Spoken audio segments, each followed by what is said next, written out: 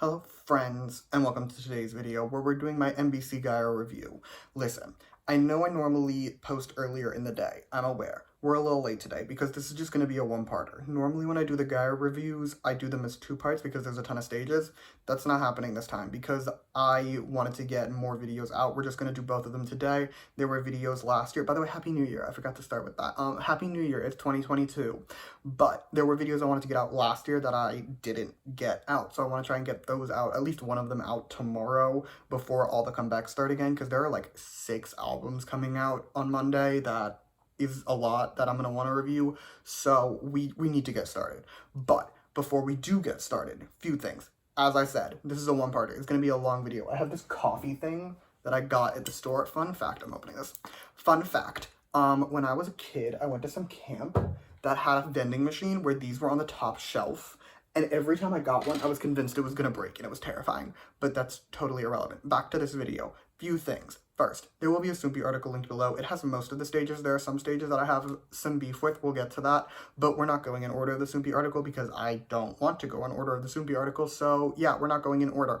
Also, all the covers will be grouped together as always. They are all at the end. I will also have this video timestamped so that you can like jump around and see like, oh, like I want to hear about these stages, whatever. You can jump around. It will be timestamped. Also, disclaimer, everything I say in this video is just my opinion. You can disagree with every word I say. That's great. Love that for you.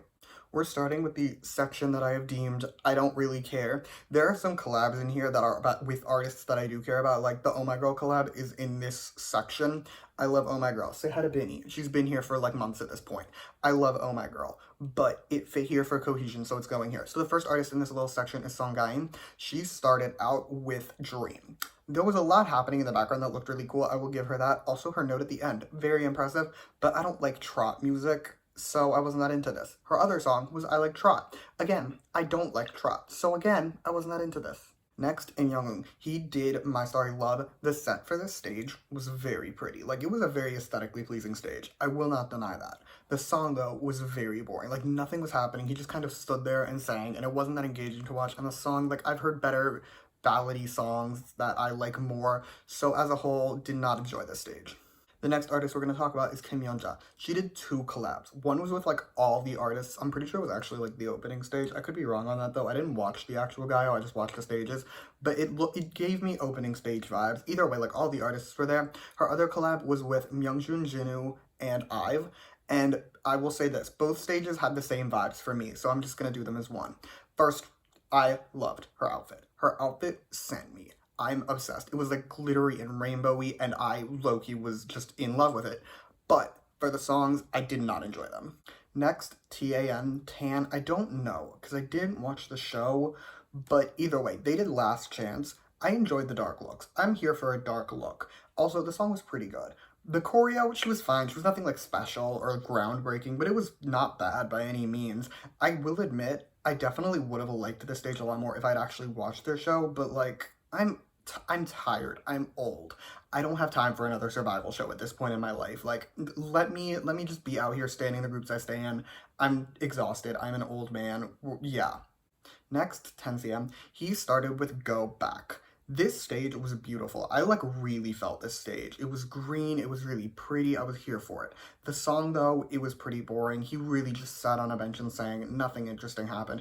After that he did his collab with Joy. This was definitely more my style of music. I definitely enjoyed it a lot more, and also the set was still really, really pretty. Next, we have Norazo. They did Buy Now, Think Later. This stage was a disaster. Like, this was an absolute mess. And the song wasn't good. But, like, this is how I felt about this stage when I was watching it. This is actually what it says in my notes. This stage gave me a bad shrooms trip. I've never done shrooms, so I can't actually tell you if that's what it's like. But this gave me, like, what I envision a really bad shrooms trip would be like. On the total opposite end of the spectrum, we have MSG Wannabe. They did Foolish Love and Only You. Both songs had the exact same vibes. It was basically them just standing there singing. The songs were pretty, like their vocals sounded good, but I wasn't engaged in any way while watching these stages, so I was very bored. Next, SWJA. She started out with a Run With Me, and I cannot deny, this was probably the most boring stage of the night. Like, I mean this in no ill will, no malice. It was not my least favorite stage. It was just the most, like, it was there. I felt nothing. I was basically falling asleep watching this stage. Like, nothing happened. It was so boring. After that, she did a collab with Oh My Girl. Again, even though this is the section where I don't care, I love Oh My Girl. Again, say hi to Benny. But they did a ballad version of Dolphin. I've said before, ballad versions of your more poppy songs can work. Oh My Girl definitely has the vocals for it to work, but Dolphin isn't a song that would work. Because, like, if you've heard Dolphin, you'll understand. But it's just Dolphin does not ballad. Dolphin isn't a ballad. Dolphin was never meant to really be a ballad because, like, the chorus as a ballad just sounds weird. Like, when it's poppy and it's the actual song, it's like the da-da-da. That's fun. That's cute. In the ballad version, it's slowed down. You're just saying duh a lot and it just sounds... But yeah, did not enjoy the ballad stage. We're gonna just end this section with with a mini section, which is the collabs I quasi care about, where it's basically like I kind of care about some of the members in this collab, but I also don't really care. The first artist we're gonna do is Young Woong, who had 2 collabs. First with Anu. This one, first of all, Anu playing the piano was a low-key moment. I genuinely forgot he could play the piano, so that was really nice to be reminded of, because I don't really think about him that often, even though I am a diehard ASTRO stan. But I forgot he could play the piano. That was nice. However, her vocal style, not really for me. She sang a lot in the song, didn't really enjoy it. After that, she had a collab with Solar, Wendy, and Hyeojang. This was definitely more for me just because I enjoy the other collaborators more, like their vocal styles more, so like it sounded better, but I still didn't like her vocal style, so it was not a win for me. I'm not saying she's a bad singer, her style just isn't for me. Next, STAYC's collab with Celeb 5. The song itself, very boring, very generic, very much not a fan, but the choreo was very cute, very fun. I was actually really here for the choreo, so I really powered through the stage. It was actually really fun. Next, we have what I have deemed Soyeon's collab with the middle schoolers, because these were children. Like, it opens with an actual 12-year-old. I'm not even joking. I don't know how old this girl is, but she could literally pass for single digits. Maybe not, but like, she's 12. This stage made me very uncomfortable. I do not like the exploitation of children in K-pop. Like, minors are not being treated right in this industry, and to see kids this young made me very, very uncomfortable, so I really did not like the stage. Like, I was not having it for this stage. The last of this section is the YB NCT collab. This stage was probably my favorite of the weird quasi-collabs that I care about, but I still have zero intention of watching it again. It was fun though. Like, I definitely enjoyed the NCT parts more. Don't get me wrong. Like, I'm an uncitizen. What do you want me to tell you? But as a whole, I'm, again, never watching the stage again, even if I didn't really mind it. We're just gonna go straight into NCT because we're done with the artists that I don't really care about. NCT, we're starting with NCTU. NCTU did Universe, because what other song are they gonna do? Heaven forbid they do a beautiful stage, because that would mean everyone has to be there. Whatever. They did Universe. The looks were probably the best I've seen for this stage, but they weren't great. I said in my last video about these performances that their stylist hates them. Maybe they don't hate them with a passion, but these looks have not been good. I have not been appreciative. Next, 127. They did Sticker. First, the boots. They made me laugh. They gave me those, like, stereotypical rain boots that you wear when it's, like, pouring rain. That's what I got from these boots. They made me laugh a lot. The boots aside, though, and some certain members who maybe needed to button a button or two, you know who you are, I really liked these looks. I have no real logic behind that because I don't normally like this style of look, but I was really feeling it tonight, so I really enjoyed the looks. I have nothing to say about the song, though, because I've said so many things about the song at this point. We're just going to move on to NCT Dream, who did Hot Sauce. So, these looks, I have mixed emotions. There were some aspects of them that I really liked, but there were some aspects I didn't, except Channel. Yes, I call him Channel. Channel looked great. I loved his look. He, like, walked on screen and I was like, girl, why do you look the best here? He looked very, very good. As for the song itself, the remix was cool. It definitely helped the hate crime that was the chorus, but really, this stage, I've seen so many Hot Sauce stages at this point that I'm, like, numb inside to them.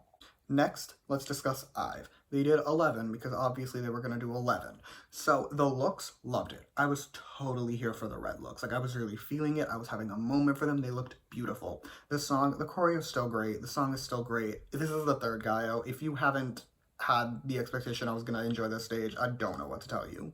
We're beginning our Mamamoo section of the video. We're starting with the Mujin Hwasa collab.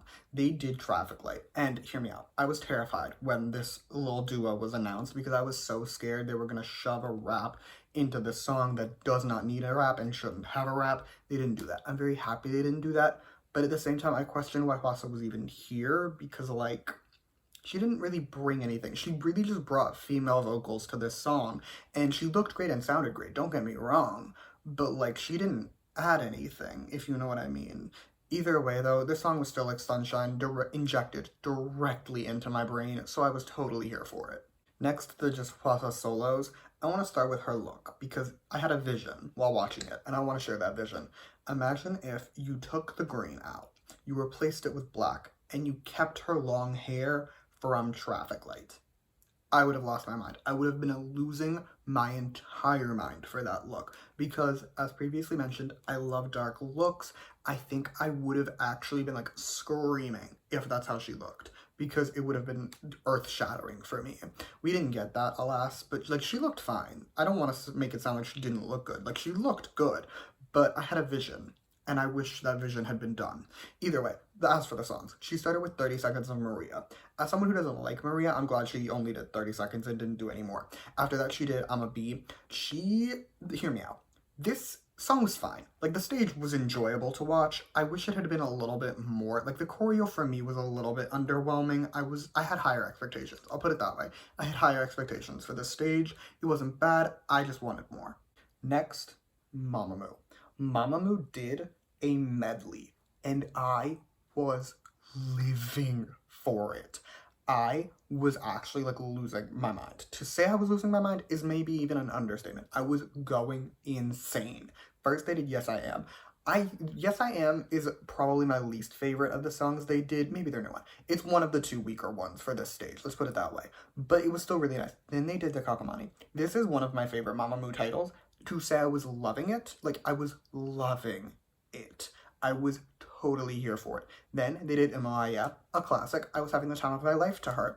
Then they did Mama Munch. I hope that's enough muzz. I'm not looking back at my notes to figure it out though. Either way, this was the other weak one of the four they did.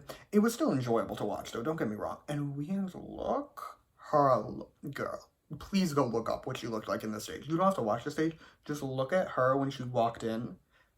I was floored. We have now entered my beef with the Soompi article. We've really been beef with the Soompi article. It's beef with MBC because MBC decided to take some of the stages down for copyright infringement of MBC, who uploaded it to their YouTube channel and then took down their own video for infringing on their own whatever. I was very confused. I've taken like business law classes about copyright. This made no sense. This made zero sense to me. Whatever. Either way, they took down some of the stages. The first stage they took down that we're going to talk about is the ASTRO stage. I later learned a way to watch them that we'll get to in a minute, but I watched this one on Twitter. I had to scour the internet to find her and watch her on Twitter. I'll link the tweet down below so you can watch this stage if you want to. It's like missing a little chunk, which was not ideal, but that's what we had to work with. Either way, they did After Midnight. Denim looks were a moment. I was losing it for the denim looks. I was obsessed with the denim looks. I loved the denim looks. The song is also great, and the choreo was phenomenal. I loved this stage so much. Anyway, we're now up to the boys, but after scouring Twitter to try and find the boys thing, I found out that if you use a VPN, this is not sponsored by any VPN, Lord knows, I have 40 subscribers, I'm not getting a sponsor, but I have a VPN, and if you switch your VPN location to South Korea, you can watch the stages on Naver. So I'll link the Naver stages down below if you want to watch them. Don't bother if you're in the US and don't have a VPN because you can't watch them. But if you do have a VPN, or maybe not in the US, you might be able to. I don't know what to tell you, but they'll be linked down below. Either way, the boys did the rock version of Maverick. I will say this was an improvement on their title, but I hate this song with a burning passion. So to be an improvement on it is a low bar. Like, it's not a high bar at all. Other than that, though, the looks, I'm still not really here for them. I said in my last Gayo video, not here for the looks, still not here for the looks. The choreo, though, is still really cool. Like, I cannot deny, this song has very good choreo. The last of the blocked stages we're going to talk about here, there's one other one, but that is the Stray Kids Thunderous stage. First, though, Stray Kids did this dance intro. It was really good. I really liked it. Then they did Thunderous. I think I've just tricked myself into enjoying the song at this point, because I didn't mind it. Maybe not enjoy it. Enjoy it might be a stretch, but definitely not hate it as much as I used to, because I used to despise this song. Now, I'm honestly enjoying her a little bit. So, that's new. Didn't expect that to happen. As for this stage, though, again, I enjoyed the song for some reason. The looks were also really good, and the choreo is really cool, so I actually really liked the stage. Speaking of JYP songs that give me many conflicting emotions, ITZY did Loco. I've already said I have like weird experiences with this song. That still hasn't changed. Me and the song, we have a weird dynamic. That's the only way I can put it. But as for this stage, the looks were not for me. I can love a pink look, don't get me wrong. Like there are pink looks that I will absolutely lose it for. These were not them. These were not it for me at the very least. They looked fine, but not as good as they could have looked. That's really how I felt about the song, honestly. Like the dance break, it wasn't bad, but it definitely could have been a lot more, if that makes sense. Next, oh my girl. They started out with this dance intro that had me absolutely screaming. I can't explain why, because it wasn't anything like groundbreaking. I've watched it again since. It isn't anything like earth-shattering, but for some reason it was for me. Maybe it's just the oh my girl supremacist in me. I don't know. Either way, after that they did Dun Dun Dance. I was having the time of my life to this stage. Full disclosure, I've never not liked a Dun Dun Dance stage, so I had no expectations of disliking this one. But yeah, I loved it. Next, Red Velvet. As stated at least twice in this video so far, I love dark looks. Loved the looks, especially Silky and Joy. Loved their looks, like with a passion, let's say. Loved the looks. As for the song, they did Queendom, unsurprisingly. The song is still great, the choreo is still great. I have nothing to add for those. The dance break, though, it wasn't bad. I just wish... I was underwhelmed. Let's put it that way. I was underwhelmed. Next, we're going to talk about Brave Girls. They only did one song, which was Chimabam. And to say I was surprised it wasn't rolling, you don't even know. Like, I was shook to my core it wasn't rolling. Because if I were to guess one song Brave Girls would do at the year-end 2021 award festival thing, it would have been rolling. But they didn't do whatever. They did. I'm not mad they did this song. I like Rollin' more. Either way though, as for this song, the looks did not match. I know it's December, but this is a summer song. I at least want summer-y vibes from the looks. They did not give me that. I'm also a little bit tired of the song. Like, I've heard it many times now. I want a little break from her. We're gonna do our final non-cover stages, and that's aespa. aespa started out with Savage. Listen. I have nothing new to say about the stage at this point. Like, I have literally nothing to add that I haven't already stated. I still think the choreo for the chorus is basic. I still think the song isn't great. I have nothing new to say. The other song they did was Dreams Come True, though, which I do have many new things to say because I don't think I've seen a performance of the song before. I don't know if they've done a performance of the song before. I don't know. But they did Dreams Come True. The song is really good. I actually really enjoyed it. Also, the choreo is pretty nice. So, like, as a whole, it was a very enjoyable stage. We are now beginning cover hours, and we're starting with Juno and Yuna's Senorita cover. Listen, I wish they did their own version. I don't mind the Shawn Mendes Camila Cabello version, but I wish they'd recorded their own vocals over the song. They don't have to sing it live. I'm not going to ask that of them while they're dancing, but I do wish they'd at least, like, recorded it to play while they were dancing. I think that would have been a nice touch. Other than that, the looks, loved the looks. I was living for the looks. And the choreo was really good. Like, this was low-key one of my favorite stages of the night. I can't even deny it. Next, STAYC's Twinkle cover. These looks had potential. The potential was there, but in my opinion, the potential was wasted. They didn't look bad. They could have just looked a lot better, so that was a little bit disappointing. Looks aside, though, the choreo for this song, it's nothing groundbreaking. It's nothing super complex, but they did a very good job with it, and I enjoyed watching the stage. Next, we're going to do the boys' covers. First, their Let's Go See the Stars cover. I have never heard this song before, but it was really nothing all that special if you ask me, and that's really how I felt about the cover too. The looks were fine. They were a little bland though. The stage was very cute. Like the set, very, very cute. And the vocals were nice, but like nothing really happened, so I wasn't all that into it. The boys' other cover was their Colorless Love cover. These looks, other than Shiny's hat, were really good. I really liked them. The song though, like their cover, I like it more than Kill This Love, like the original version, but I also can't stand the original version, so that's not really that hard. Next, the chunk of Stray Kids covers. First, their 2 PM cover. Hear me out. I had a vision. Imagine if they'd done it with Juno. Like, imagine if Juno had been on stage with them. The panty to him was nice, it was cute, because, like, it's a 2 PM song. But imagine if he was there. It could have been a moment. It could have been so cute. It could have been great. But whatever. As for the cover that we got, she wasn't bad. She was fine. It was a little bit boring, and the hats weren't ideal. Next, their City of Stars cover with Leah. Am I bitter Seungmin wasn't here, you know, being their best vocal? A little bit. Is that because he's my favorite member of Stray Kids? also maybe a little bit, but he's also their best vocals, so like I feel like it's justified. Either way though, I will say they sounded very nice in this cover. Felix especially, like this song really fit his vocals in a like very well placed. He sounded perfect in this song. I will give him that. But this song as a whole, like the stage as a whole, a little bland. The last of the Stray Kids covers is the one with Jungwoo, Mark, and Chani.